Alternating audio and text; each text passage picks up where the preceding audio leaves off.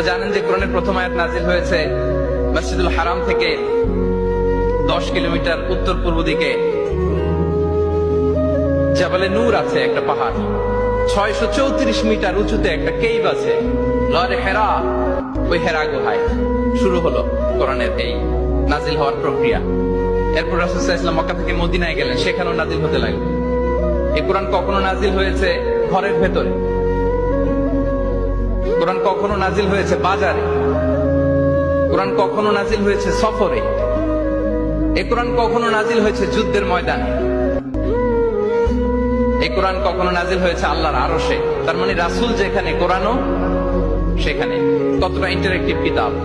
রাসূল সাল্লাল্লাহু আলাইহি ওয়াসাল্লাম তার জীবনে, তার পরিবারে, তার সমাজে, রাষ্ট্র পরিচালনায় যেখানেই তিনি সংকটের মুখোমুখি হয়েছেন, ঠিক তখনই সমাধান নিয়ে হাজির হয়েছে কোরআন।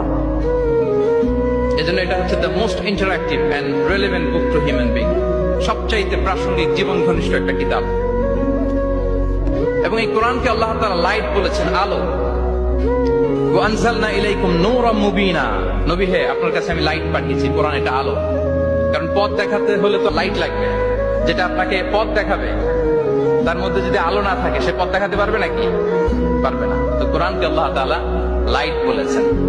এবং কোরআন শুধু নিজেই লাইট নয়, শুধু নিজেই আলো নয়, সে আলোর দিকে নিয়ে যায়। আল্লাহু আকবার।